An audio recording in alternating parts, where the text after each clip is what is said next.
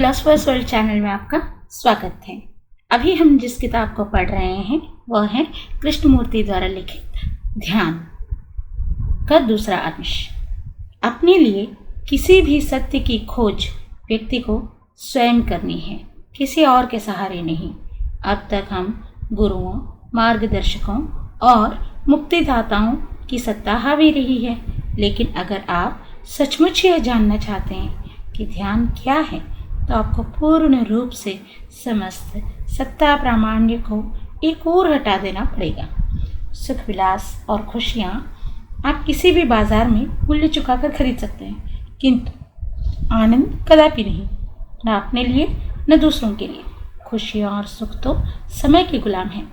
आनंद का अस्तित्व केवल समग्र मुक्ति में है। सुख हो या खुशियाँ, अनेक रास्ते हैं उन्हें खोजने और पाने के, लेकिन वे आते हैं और चले जाते हैं। परम आनंद आह्लाद का एक अपरिचित बोध है और उसके पीछे कोई उद्देश्य नहीं होता। आप संभवतः इसे खोज नहीं सकते।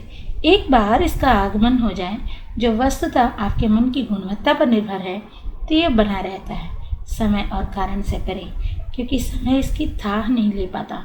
ध्यान सुख का अनुसरण या खुशियों की खोज नहीं है। इसके उलट ध्यान मन की एक ऐसी अवस्था है जिसमें कोई धारणा या सूत्र नहीं होता, बल्कि समग्र मुक्ति होती है। और केवल ऐसे मन में उस आनंद का आगमन होता है, अनायास और अकस्मात। एक बार उसका आगमन हो जाए, फिर आप भले ही संसार में रहें, इसके समस्त सुख, क्रूरता और कोलाहल के बीच, लेकिन ये मन का स्पर्श तक नहीं कर पाएंगे। एक बार इसका आगमन हो जाए तो द्वंद्व समाप्त हो जाता है, लेकिन द्वंद्व का अंत अनिवार्यतः समग्र मुक्ति नहीं है। और ऐसी मुक्ति में मन का जीना ही ध्यान है। आनंद का यह विस्फोट आँखों को निर्दोष और निष्कपट बना देता है, और प्रेम तब प्रसाद और आशीष की वर्षा है। पता नहीं आपने कभी ख्याल किया है या नहीं कि जब आप पूरी तरह से ध्यान देते हैं तो पूर्ण मौन होता है। उस अवधान में उस होश में कोई सीमा नहीं होती। मैं जैसा कोई केंद्र नहीं होता जो सजग या सावधान हो। वह होश, वह मौन ध्यान की ही अवस्था है। हम शायद ही किसी रोते हुए बच्चे या भौंकते हुए कुत्ते की आवाज़ को या निकट से गुजरते हुए किसी व्यक्ति की हंसी को ध्यानपूर्वक सुनते हों। हम अपने को हर चीज़ से अलग कर लेते हैं, और इसी अलगाव से हम हर चीज़ को देखते और सुनते हैं। यह अलगाव अत्यंत विनाशकारी है, इसलिए कि यही तो द्वंद्व और अशांति की जड़ है।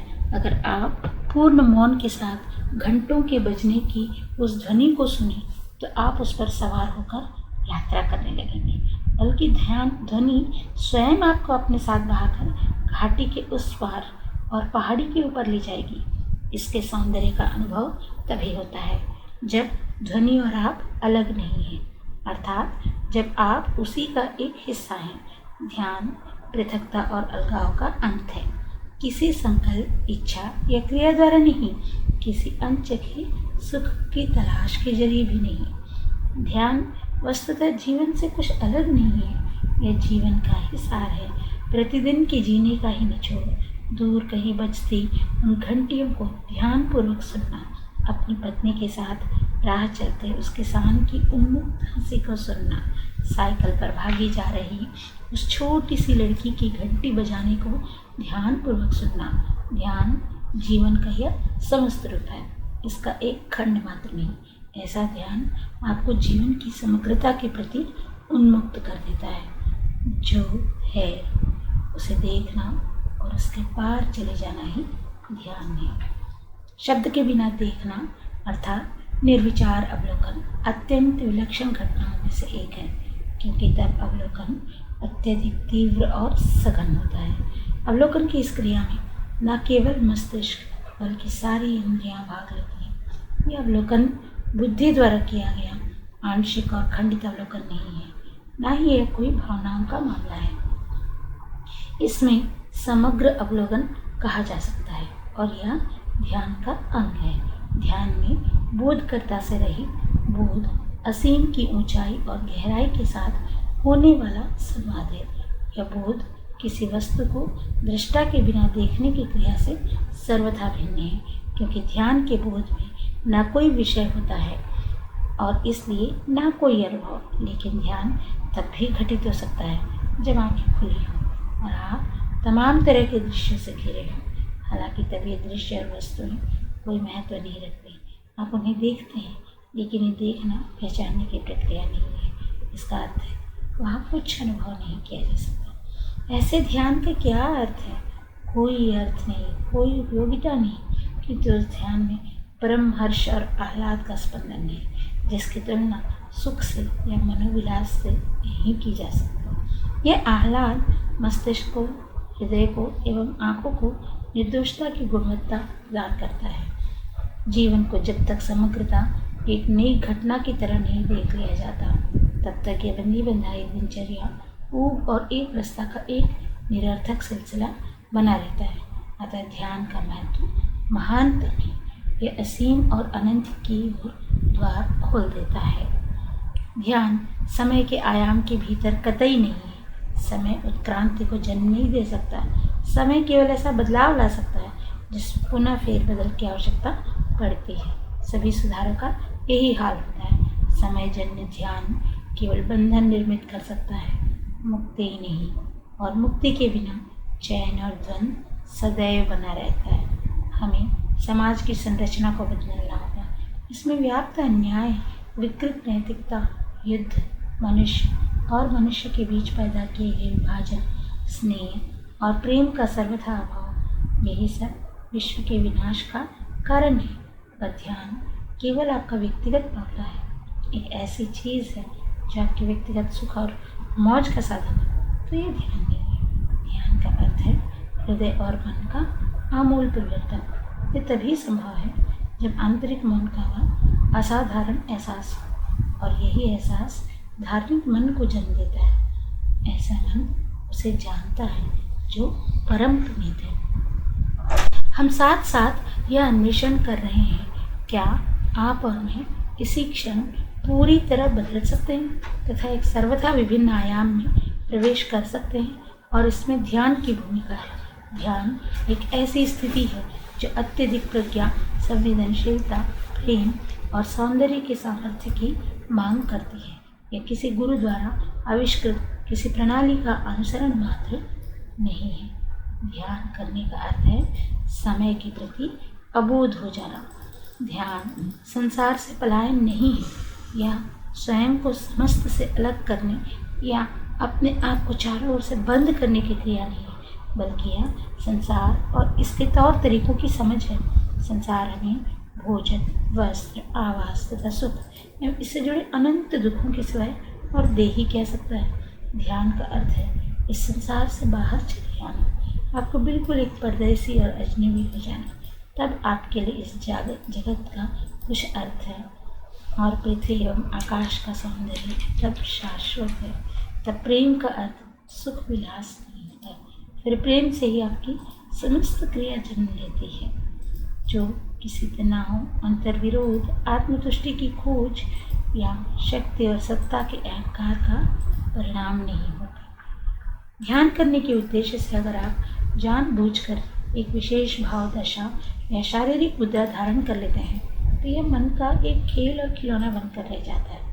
अगर आप स्वयं के जीवन के दुख और अशांति को मुक्त करने का संकल्प लेते हैं, तो आप जो कुछ अनुभव करेंगे वह आपकी कल्पनाओं का ही फैलाव होगा, और यह ध्यान नहीं है। चेतन या अचेतन मन की इसमें कोई भूमिका नहीं होती। उन्हें तो ध्यान की गहराई और सौंदर्य का पता भी नहीं चलना चाहिए, और अगर उन्हें भी ध्यान का पता चलने लगे, तब तो इससे अच्छा है आप एक रोमांटिक उपन्यास लेकर पढ़ने बैठ जाएं। ध्यान के समग्र होश में जानने और पहचानने की क्रिया नहीं होती, ना ही वहाँ किसी बीती हुई घटना की याद होती है। वहाँ समय और विचार का पूर्णतः अंत हो जाता है, क्योंकि यही वह केंद्र है जो अपनी दृष्टि को खुद ही निर्मित करता है। प्रकाश के उस क्षण में विचार अपना अस्तित्व खो देता है, यहाँ तक कि किसी अनुभूति के लिए किया गया सचेतन प्रयास और इसका स्मरण भी अतीत का एक शब्द बनकर रह जाता है, और शब्द कभी यथार्थ नहीं होता है। प्रकाश के उस क्षण में जो समय का हिस्सा नहीं है, वह जो परम है प्रत्यक्ष होता है, किंतु उस परम का कोई प्रतीक नहीं होता। इसका संबंध न किसी व्यक्ति से है न किसी ईश्वर से। ध्यान का अर्थ यह पता लगाना है कि क्या कोई ऐसा क्षेत्र है जो ज्ञात द्वारा दूषित नहीं हुआ है, अभी उससे छूता है। ध्यान समझ का प्रस्फुटन है। समझ समय की सीमाओं में सिमटी हुई वस्तु नहीं है। समय द्वारा समझ का जन्म कभी नहीं होता। समझ कोई क्रमिक प्रक्रिया नहीं है जिसका संग्रह सावधानी और धैर्य के साथ थोड़ा थोड़ा करके किया जा सकता हो। समझ या तो अभी है या कभी नहीं। यह कोई निरीह मामला नहीं है, बल्कि यह एक विध्वंसकारी कौंध है, जिसकी विध्वंस क्षमता के कारण ही व्यक्ति इससे भयभीत है और वह जाने अनजाने इससे बचकर रहता है। समझ व्यक्ति के विचार और क्रिया के ढंग को तथा उसके जीवन की पूरी दिशा को बदल दे सकती है। यह आपके लिए सुखद हो या ना हो, लेकिन समझ सारे परस्पर संबंधों के लिए एक खतरा है और समझ के बिना दुख सदा कायम रहेगा। दुख का अंत केवल स्वयं की समझ द्वारा ही होता है। अपने प्रत्येक विचार और भाव के प्रति तथा चेतन और अचेतन के प्रत्येक गतिविधि के प्रति सजगता द्वारा ही दुख का अंत संभव है। ध्यान प्रकट और अप्रकट चेतना की समझ है एवं ध्यान उस गतिविधि की भी समझ है जो समस्त विचार और भाव से परे है। आज की सुबह उन सुंदर और सुहावनी सुबहों में से थी जो अभूतपूर्व होती हैं। सूरज अभी निकल ही रहा था और आप उसे चीड़ और यूकलिप्टस के पेड़ों के बीच से देख सकते थे। वह दूर तक फैले हुए उस जल के ऊपर था, सुनहरे रंग की चमक पैदा करता हुआ। ऐसा प्रकाश जो केवल पहाड़ों और समुद्र के बीच होता है। यह एक अत्यंत शांत, स्तब्ध और स्वच्छ सुबह थी, उस अद्भुत प्रकाश से भरी हुई जिसे आप अपनी आँखों से ही नहीं बल्कि अपने हृदय से भी देखते हैं। और जब आप इसे देखते हैं तो आकाश पृथ्वी के बहुत निकट होता है और आप उसके सौंदर्य में खो जाते हैं। शायद आप जानते ही कि ध्यान कभी भी लोगों के सामने या किसी के साथ या एक समूह में नहीं करना चाहिए। ध्यान आपको केवल एकांत में करना चाहिए, रात्रि की निस्तब्धता में या उषा काल की नीरवता में। जब आप एकांत में ध्यान करें तो सचमुच एकांत हो, आप पूर्णतः एकाकी, बिना किसी विधि और पद्धति का अनुसरण किए, बिना चिंतन मनन या मंत्र जप के, बिना किसी विचार को अपनी इच्छानुसार आकार देते हुए इस एकांत का आगमन तभी होता है जब मन विचार से मुक्त हो जाता है। जब इच्छाएं अथवा कोई चीज़ आप पर हावी होती है जिसके पीछे भागते हुए आपका मन अतीत और भविष्य में भटकने लगता है, तो वहाँ एकांत नहीं होता, केवल वर्तमान की विराटता में ही इस एकाकीपन का आविर्भाव होता है। और तब उस शांति, एकाकीपन और गोपनीयता में जब समस्त आवागमन का अंत हो गया, अर्थात वह अवस्था जब दृष्टा अपनी चिंताओं एवं अपनी मूर्खतापूर्ण इच्छाओं और समस्याओं के साथ विदा हो गया, तभी उस शांत एकाकीपन में ध्यान का वह रूप प्रकट होता है जिसे शब्दों में नहीं रखा जा सकता। ध्यान तब एक शाश्वत प्रवाह और गति है। मुझे नहीं मालूम आपने कभी ध्यान किया है या नहीं, आप कभी एकाकी हुए हैं या नहीं, अर्थात वह जिस अवस्था में जिसमें आप केवल अपने संग होते हैं, हर वस्तु से, हर व्यक्ति से, हर विचार और वासना से बिल्कुल दूर, जब आप पूर्ण रूप से एकाकी होते हैं और पृथक और अलग नहीं, किसी काल्पनिक दृश्य या स्वप्न जगत की शरण में जाकर नहीं, बल्कि इन सब से एकदम दूर, ताकि आपके भीतर कुछ भी ऐसा ना हो जिसे पहचाना जा सके, जिसे आप विचार और भाव द्वारा छू सकें। इन सब से इतनी दूर कि इस पूर्ण एकांत में मौन ही फूल बन जाता है, मौन ही ज्योति बन जाता है, अर्थात एक समयातीत गुणवत्ता जिसके था विचार नहीं ले पाता। केवल ऐसे ध्यान में प्रेम का अस्तित्व होता है। इसे प्रकट करने की चिंता मत कीजिए, वह स्वयं अपने को प्रकट करेगा। इसका उपयोग ना करें, इसे क्रिया का रूप देने की कोशिश न करें, यह स्वयं क्रिया करेगा। और जब यह क्रिया करता है तो उस क्रिया में कोई पश्चाताप, कोई अंतर्विरोध नहीं होता, अर्थात मनुष्य द्वारा अनुभव की जाने वाली कोई भी वेदना और पीड़ा नहीं होती। इसलिए एकाकी होकर ध्यान करें, खो जाएं, डूब जाएं और इतना याद रखने की कोशिश ना करें आप कहाँ थे अगर आप इसे याद रखने की कोशिश करते हैं तो यह याद उस चीज़ की होगी जो मर चुकी है, और अगर आप इसकी स्मृति को पकड़े रहते हैं तो आप पुनः कभी एकाकी नहीं हो पाएंगे। अतः आप अनंत एकांत में, प्रेम के सौंदर्य में, निर्दोषता एवं नूतनता में डूब कर ध्यान करें। तब एक ऐसे आनंद का आविर्भाव होगा जो अक्षय और अविनाशी है। आकाश अत्यंत नीला है, वह नीलिमा जो वर्षा के बाद प्रकट होती है, और यह वर्षा कई महीनों के सूखे के बाद आई है। वर्षा के बाद आकाश धुल कर साफ हो गया और पहाड़ियाँ आनंद विभोर हो रही हैं तथा धरती चुप है।